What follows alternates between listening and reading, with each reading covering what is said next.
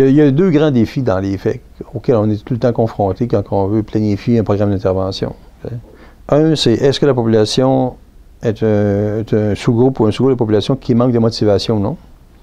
Ou bien est-ce qu'elle est déjà motivée et ne passe pas à l'action?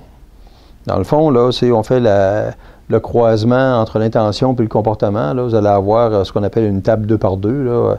Vous avez des gens qui n'ont pas l'intention et puis qui ne bougent pas, ou qui n'ont pas l'intention qui bougent, c'est rare. Okay? Il y a des gens qui ont l'intention qui ne bougent pas, puis il y a l'intention qui bouge. Bon, ceux qui ont l'intention qui bougent, dans le fond, c'est tout ce qu'ils ont besoin, c'est un programme de support, puis de maintien et d'encouragement à poursuivre. Okay? Fait que vous avez des gens qui ont l'intention qui ne bougent pas, qui ne passent pas à l'action. Eux, ils sont problématiques. Mais au moins, l'avantage que l'on a, c'est qu'ils ont déjà un certain degré de motivationnel. Le problème là-dedans, c'est que la grande majorité du temps, la plupart des programmes d'intervention qui sont mis sur pied par les gens en santé publique, c'est des programmes qui visent la motivation.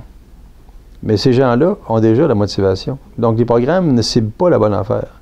Les programmes visant la motivation, ils vont être bons pour ceux qui n'ont pas l'intention et qui ne bougent pas. Là, c'est un autre sous-groupe de population.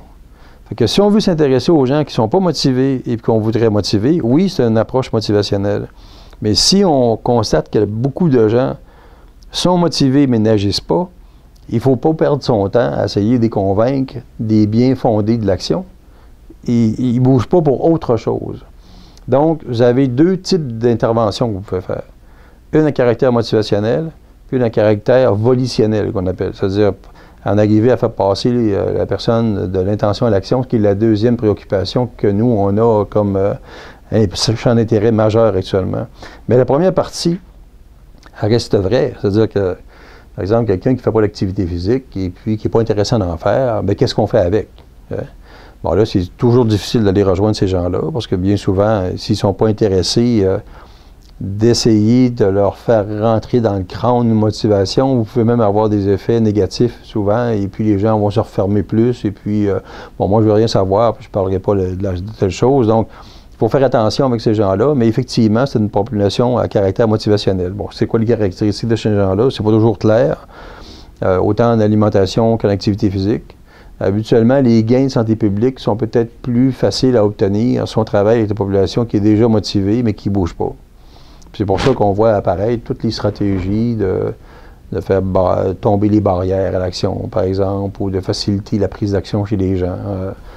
L'approche environnementale, elle a surtout été utile ou serait utile pour cibler les gens qui sont déjà motivés à faire quelque chose, pour les amener éventuellement à passer à l'action.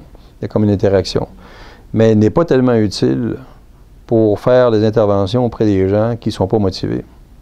Parce que c'est pas parce qu'on va rendre accessible une piste de ski de fond autour de mon terrain, si moi je ne suis pas motivé à faire du ski de fond, j'en ferai pas plus. Okay? Alors que si je suis motivé à en faire, bien, effectivement, on me facilite la chose, éventuellement je vais prendre action.